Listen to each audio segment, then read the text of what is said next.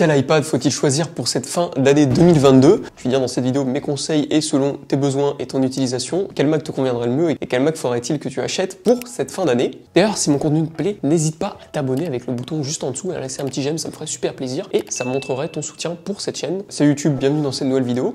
Aujourd'hui, je vais te faire un petit comparatif un peu entre tous les Macs. J'ai déjà fait une vidéo comparative quel iPhone choisir pour cette fin d'année ainsi que les iPads, quel iPad choisir. Je te mets les deux vidéos qui seront juste ici dans le petit i. Et comme pour ces deux vidéos, je vais faire au plus simple, c'est-à-dire que je vais rester sur la gamme des Macs qui sont présents sur le site d'Apple. Je vais pas prendre en considération tous les Macs qui sont en dessous du coup avec la puce Intel. Ça va être à partir des Mac Air qui sont avec la puce M1 encore sur le site d'Apple, jusqu'au MacBook Pro, Mac Mini, Mac Studio, toutes les variations de Mac qu'il y a présents sur le site d'Apple. D'ailleurs, il y a 6 Macs présents sur le site d'Apple. Le MacBook Air, le MacBook Pro, l'iMac, le Mac Mini, le Mac Studio et le Mac Pro. Je vais pas m'occuper des Mac Pro parce que quand on voit que la configuration maximale peut monter au prix d'une voiture, on va pas vraiment s'attendre là-dessus parce que c'est pas ce qui va convenir à la plupart des utilisateurs, même des plus professionnels. Et je vais d'abord commencer avec le Mac Studio et le Mac Mini qui se ressemblent fortement et qui va servir à une plus petite majorité des consommateurs de chez Apple. Alors le Mac Mini, c'est une version juste réduite du Mac Studio qui coûte beaucoup moins cher et qui permet de faire de l'entrée de gamme directement dans la gamme des Mac. C'est le Mac le moins cher présent sur le site à 779 €.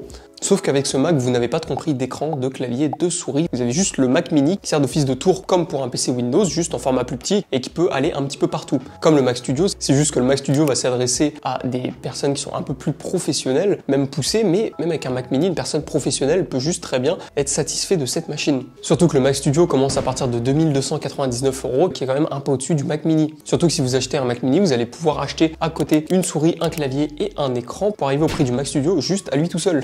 Aussi, le Mac Mini peut être déplacé plus facilement qu'avec un Mac Studio parce qu'il est 2 fois moins gros, donc il embarque beaucoup moins de performance. Mais cette gamme de Mac, c'est pas vraiment celle-là vers laquelle je vais me tourner parce que si vous voulez quelque chose qui se déplace, au lieu de prendre un Mac Mini, il faut mieux prendre un MacBook Pro ou un MacBook Air. Et si vous voulez quelque chose de plus stable pour rester chez vous, un iMac sera plus conseillé qu'un Mac Mini ou un Mac Studio. Même si le Mac Studio a de très bonnes performances, il ne comprend pas d'écran, ni de clavier, ni de souris. Pareil pour le Mac Mini, il faut rajouter ça en plus. Et même pour les graphistes, si vous voulez avoir les couleurs exactes qui sont présentes sur le site d'Apple, parce que les couleurs de certains écrans changent en fonction de la gamme d'écran et la gamme de prix aussi qui est mise dans l'écran, alors que sur Apple c'est la même gamme. Donc comme ça l'iMac est plus adapté si vous voulez juste rester chez vous pour avoir un ordinateur fixe. Alors parlons-en un petit peu de ces iMac. Les iMac avec la puce M1 commencent à partir de 1449 € pour 8 Go de mémoire et 256 Go de stockage. Surtout que fourni avec cet iMac, il y a le Magic Keyboard et la souris d'Apple qui est fournie dans le lot. Alors qu'avec le Mac Mini et Mac Studio, vous n'avez pas tout ça.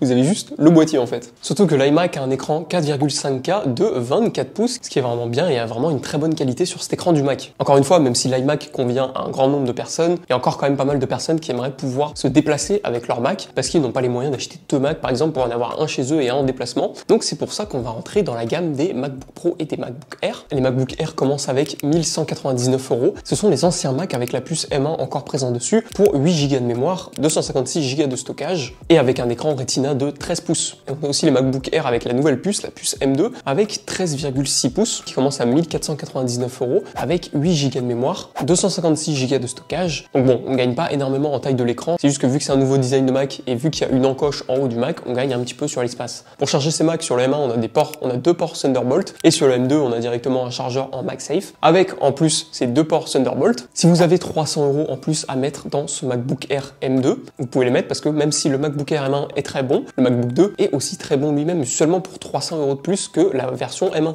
Ou alors si vous voulez mettre ces 300 € autre part, mettez-le dans le MacBook Air M1 pour prendre un SSD de 512 Go, ne pas rester sur 256 parce que ça reste quand même assez limité et ça se remplit très rapidement sur un Mac. C'est comme pour ceux qui prennent la version 64 Go sur un iPhone, ça reste quand même très limité en termes de stockage. Donc si vous n'avez pas forcément de budget, tournez-vous vers un MacBook Air M1 en mettant 512 Go de stockage ou alors un M2 si vous voulez vous faire plaisir en restant sur 256 Go de stockage. Surtout que la gamme des MacBook Air suffiront largement à la plupart des utilisations des personnes lambda, mais si vous voulez, vous pouvez directement passer sur un MacBook Pro où là ça va plus s'orienter pour ceux qui veulent faire de la vidéo, du graphisme, qui veulent faire de la technologie, du développement, parce que comme ça, à moins avec ce MacBook Pro, vous serez sûr, vous serez tranquille. Surtout qu'un MacBook Pro rajoute un ventilateur qu'il n'y a pas sur les MacBook Air. Pareil, sur le site d'Apple, on a 3 types de MacBook Pro. On a les MacBook Pro 13 pouces, les 14 pouces et les 16 pouces. Par contre, il y a une petite différence entre les 13 pouces et les 14 et les 16 pouces. C'est que sur le MacBook Pro 13 pouces, vous avez une puce M2, donc la nouvelle puce d'Apple, mais sur les 14 et sur les 16 pouces, vous avez une puce M1 Pro et M1 Max, qui va être une puce bien sûr bien plus performante que les M1 et que les M2, c'est juste qu'elle va plus s'adapter pour faire du gros traitement et travailler en profondeur. Et c'est surtout un petit peu pour différencier la gamme des Pro avec la gamme des Air, parce qu'avant il y avait la puce M1 sur les MacBook Air et sur les MacBook Pro. Le MacBook Pro avec la puce M2 de 13 pouces commence à partir de 1599 € et les MacBook Pro avec la puce M1 Pro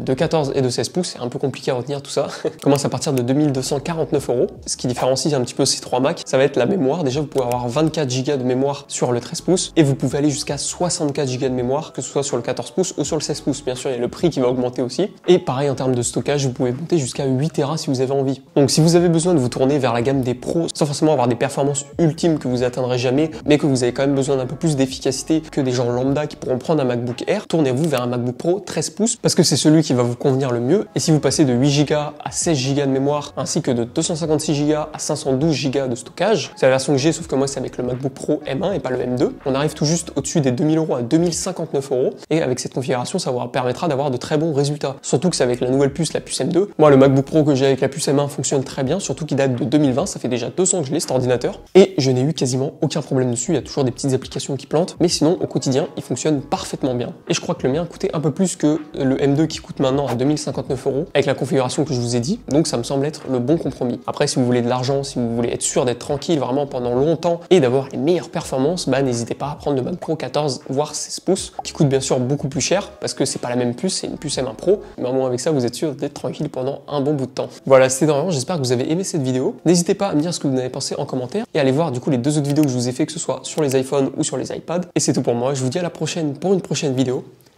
Ciao. Yo, life theories, this nice delivery got me rated. Banana berries and smooth metals overdated. The gelato is white cherries. Yeah, I'm more than faded, drifting off.